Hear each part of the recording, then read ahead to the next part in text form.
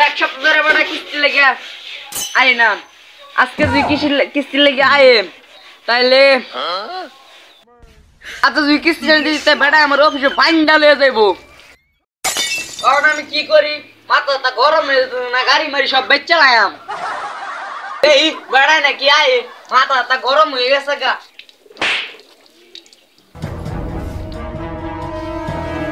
এই বেড়ায় নাকি আয়, এক সপ্তাহ ধরে কিস্তি লেগে আইতেছ না।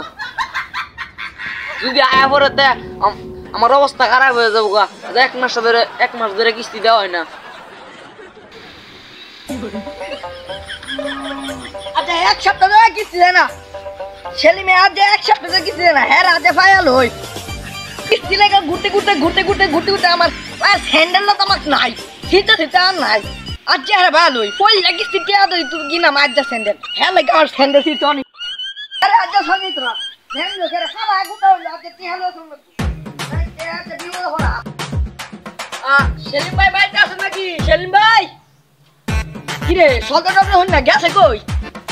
না আমার দিকে ভাগছে আজ যা জানলে আজ যা ফারা গুতা হইলো টেহা লই আম সাড়ে তিন দিয়ে ভর্তি দিন বিচার দিব লাগে আমার। আজ যে টেহা না লই আম দেখ পাও লড়তাম না।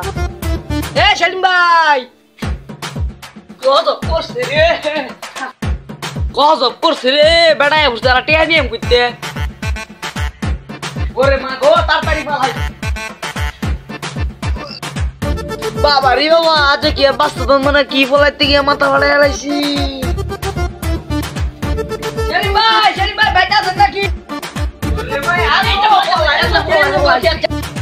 মিয়া খারুন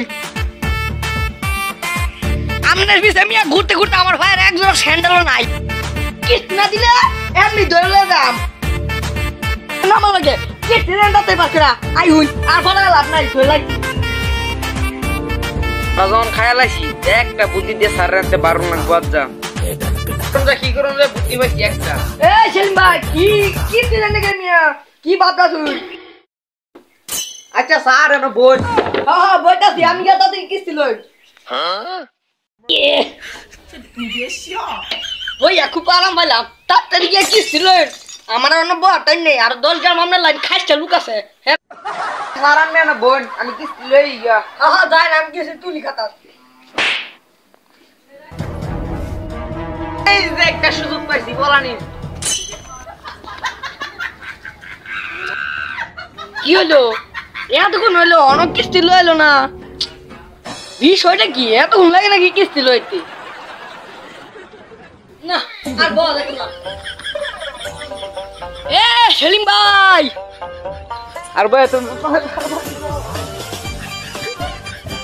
high high high high high রে আইবার বলা গেছে আমার চাকরি তো গেছে।